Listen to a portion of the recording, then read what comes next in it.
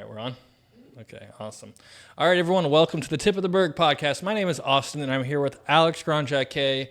Thanks, Alex, for coming on. So today's podcast, we're going to talk about all the different types of real estate, and I'm so excited to have you on because you have experience in so many different avenues of real estate. So first, why don't you just tell us about yourself? Yeah, man. Thanks for having me on. Yeah. Happy to be here. My name is Alex Granjacquet, broker associate with Engel Volkers St. Pete. I've been with the brokerage now, I guess a little bit over a year. Time kind of flies, but It really does. Yeah, it's been good having you here for the last year. And I remember you told me when you first came on that you were coming from, again, a whole different place than what we're typically traditionally used to here at Engel and Volkers, which is the auction business. Is that right? That's correct, yeah. I was doing real estate auctions, not the foreclosure, fire sale ones that you think of when you hear the word auction, but more of a traditional type of sale. And we'll get into the nitty-gritty and how that differs from traditional real estate, I'll call it. And I've had experience developing shopping centers, leasing, commercial stuff, kind of all over the place to where I'm at now. About almost a decade into my professional career, so feeling old, man. Yeah, well, don't call yourself old. That's really making me feel very old. So tell me, so residential is what you're focused on now currently, or no? Correct, yeah. Okay. I mean, for the time being, until I clear up some, issues that I had with a non-compete in doing real estate auctions, which has dragged itself out longer than I want it to be. I'm not really going to get into the details of that, but trying to make it as a traditional real estate agent, and kind of wanted to talk about how hard that is compared to all other types in my experience based on what I found. And is this your first year doing residential, or were you doing residential previously too?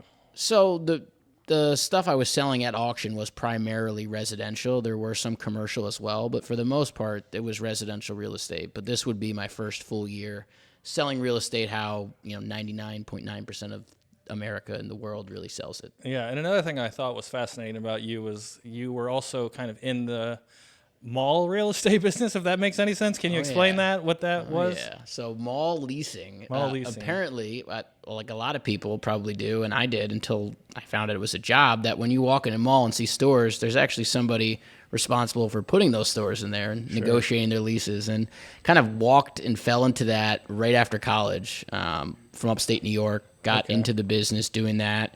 And after a few years was recruited to come down to Florida, where, I love being here now, but I leased a, area of shopping malls, short and long-term leases for about 2-3 years, was out in California doing that, and doesn't take a rocket scientist to know that malls' best days are probably behind them. So, yeah, I've noticed that in the malls around here for sure. Nobody's going to the arcade anymore and hanging out at Annie Ann's as much. Yeah, Annie Ann's my favorite. Yeah, absolutely. So tell me, you said in the beginning of this that what you were doing with the auctions before was different than the fire sale type of residential auction. What does that mean? I didn't understand what you meant by that. Sure. So, and myself included, until I knew this was a business. When you hear auction, you're thinking someone is upside down in their house, the bank's taking it back, and those auctions do exist through the courthouse. Everyone has a chance to go see those, bid on those. A lot of times it's done online, and you don't really end up seeing sales from it. The bank will only sell it if it gets to a certain place. But the kind of sales I was doing was any person that was selling their house, especially in the hot market that we had, right? Mm-hmm. If you're a residential real estate agent, I'm sure you knew the words highest and best, escalation clauses, all that. Essentially, that is an auction. And what we were doing is just having a sale of the home, one place, one time, where everyone got to come see it. They would bid on the home actually up there doing an auctioneer chant. And we'd go back and forth. And if that final bid hit what was acceptable to the seller, then the home would go under contract right there. Okay, so is that mainly then for somebody who's looking to get rid of their house immediately? Like they don't want to go on the MLS and do the whole showing process and everything like that. It's more for someone who's just like, I need to get rid of this house now. Let's do an auction. So yes and no, it can have that effect because the closing will take place 45 days after the auction or before, no matter what. Gotcha. The money that person puts down is hard money, and we'll get into the details of it after. But no, I honestly find it to be a lot more of a business, simple transaction than the real estate that we list and sell here. So you would Gotcha. basically just get rid of the tire kickers. You wouldn't waste time with open houses or showings or people putting a contract in with all these contingencies. You'd find out in real time what someone was going to pay for the house and exactly what you'd be netting, because the winning bidder would place 10% that day, and there's no financing contingency, inspection contingency. We would do all that ahead of time. Yeah. So people would get a clear-cut picture of what they're buying, and that would be it right there. And so is that kind of the main benefit, I guess, is not having to go through all that BS of the open houses and things like that? Is that, would you say, the biggest benefit? Yes. Yeah. Yeah. And you're not going to go under contract with somebody who has a 14-day inspection and the last day they decide they want to pull out because of any reason, really. Yeah. Or their financing doesn't go through. Like, you are going to sell that home when the bell rings. Right. And there would be a lot of work on the front end. You know, you have to market it correctly. We would still put in the MLS. You would, get all your ducks in a row. You would do a 4-point inspection, because when people come in that day to bid, normally it would be an hour to an hour and a half preview of the home, depending on the size and what kind of details were there. You need to know that they're comfortable with exactly how everything's laid out, because you know that's going to get the highest, best value. Got it. And what is it that you loved about doing that? I guess, like, so for what I'm trying to ask is, for other real estate advisors who might be interested in getting into the auction business like you were, what's in it for them? How does, like, that commission structure work? Like, does it, obviously I assume it's different than just the typical, like, 3.5% or whatever it is that you would get. How does that work for you as an agent? Yeah. So when I say this, people are like, why isn't everyone doing this? And it didn't always work out this way, but how it would work, at least the firm I was working at, and most of those that do auctions live, it's a 10% commission paid by the buyer. So hypothetically, if the winning bid on a home was $1 million, the buyer would end up paying $1.1 million. The seller still has their closing costs, doc stamps, title insurance, but that 10% commission would go, to the listing agent, which would be us, split sometimes with a realtor if they brought one. If you didn't get to the bid the seller needed, you could cut some of that commission back to them. So you weren't always getting the full 10%, but that's how it works, and that's transparent to the buyers as well. They're factoring that in when they bid. Yeah, and obviously you need a good turnout when you come to these auctions. Sure. What would be the, I guess, difference in the marketing approach from doing residential real estate to marketing an auction, or is there a difference? It's a good question. I mean, you still are doing it the same way, but something that an auction would do versus traditional real estate is that you would have a sign in the yard. It would be on the MLS that the auction's happening in 2 Saturdays at 11 a.m. You kind of shut the competition down. If you were interested in seeing a home that was a street over, you would wait for this auction to go see what the home sells for, because there's your best comp. It kind of has a little excitement for the buyers. You'd get, depending on the type of home, again, this was 21 and 22 where it was a hot market, we'd get 50, 80, or 100 people registered at our auctions. Oh, wow. Most all of them were browsing or thinking they're going to get a deal, but at the end of the day, it really only takes 2 to go back and forth to get you what you need. Okay, I gotcha. And then you mentioned before too, making sure all your ducks are in a row before you go to auction, like the 4-point inspection and things like that. So is that stuff, I assume, then already pre-listed on like the MLS or that listing, so they can go in, they can see the 4-point already done, read everything that there is potentially to fix about the property, and know what they're getting into beforehand? Do I have that right? Correct. Yeah. So depending, again, if the house, we'd meet with the seller, you'd have to decide if you thought what they wanted to get for the home would hit at auction. And that, was kind of knowing the market, knowing the seller, like, is it worth my time to take on the sale? Yeah. And then you would start your preparation. I've sold a old commercial restaurant on US 19 that had equipment, food left in there for 3 years. So that took a little bit longer to clean that into a presentable way, to get inspections. That was crazy.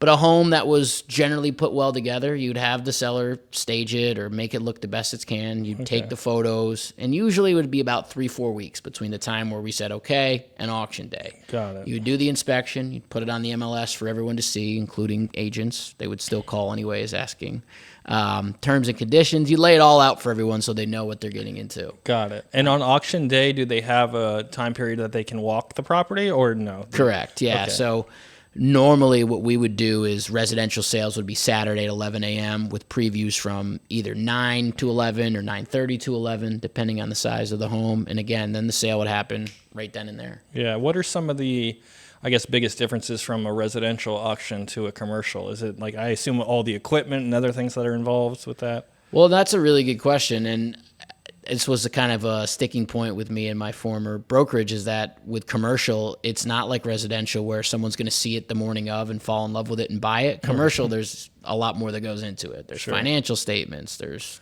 P&Ls, everything under the sun. So that occasionally we would do a preview a week ahead of time so people could kind of decide if it's something they wanted to do, but it's just a lot more complicated of a process selling commercial. Got it. And so would you say like doing the auctions is kind of your passion? That's where you fell in love with the real estate business in general? Oh yeah, I loved it, man. I have my auctioneer's license now. My chant is decent, the auctioneer's chant. But what is the auctioneer's chant? What does that mean? You're gonna have to wait till you see it live in person. I'm not giving anything There's away. An auctioneer's chant. That sounds. Well, when people go Alex go. I mean, what? No, your auctioneer's chant like rabble, like people always say. That thing. Right? Yeah. I got you. You want to be fast enough where it's exciting, but not too fast where people can't hear what you're saying. Gotcha. People tend to get nervous. They think, okay, that's cool though.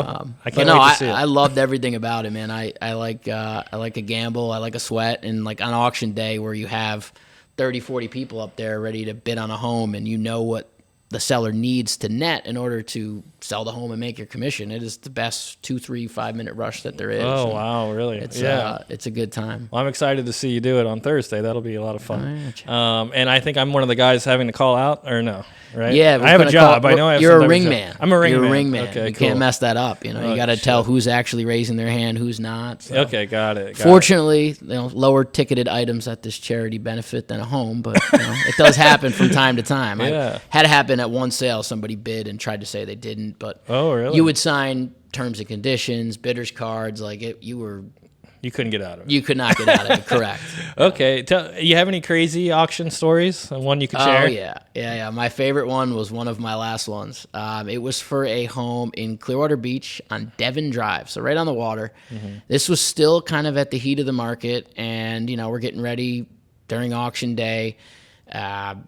Start to set up the PA system, the podium. People are filing in. We're having the sale outside facing the water. And my broker goes through the terms and conditions. He reads out his fact sheet of the home, and then he goes, does anyone have any questions? And there was a lady sitting in the front row, all dressed to the nines, with a gentleman that was with her. And they were the first two that came for the preview that morning. It's like, something was off about that.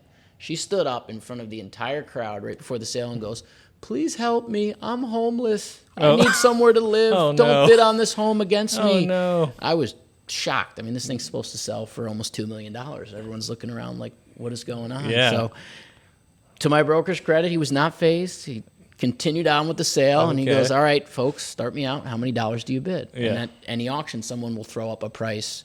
It could be anything, $1,000, $100,000. She goes, 4. And he thinks that she means 400,000.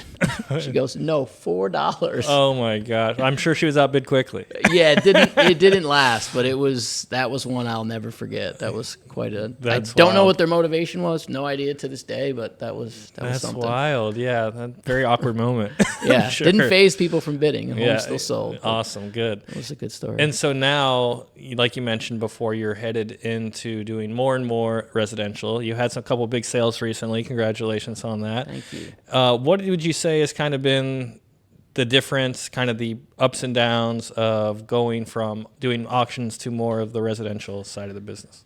Yeah, this is something I've kind of said a few times to people that work here at our shop and others in the business, that selling residential real estate traditionally is the hardest thing I've done in my career. Mm-hmm. And I think that there's a number of factors, right? There's so much competition. It's like the highest profession or most amount of people doing this profession. You really have to make the calls. You have to network. You have to know the areas. Like, it doesn't really matter, in my opinion, what you've done in the past before you come into this business, whether it's something similar in real estate, whether you were in sales and you killed it. Like, you got to put your time in. It takes a while to get going. And that, for me, I think I kind of expected to just switch into this and continue being successful, but it takes time. And I do enjoy it. I appreciate it. And I have a utmost respect and admiration for people that have done this for really long and have put good numbers on the board, because it is not easy. Yeah. What has been some of the bigger challenges you faced?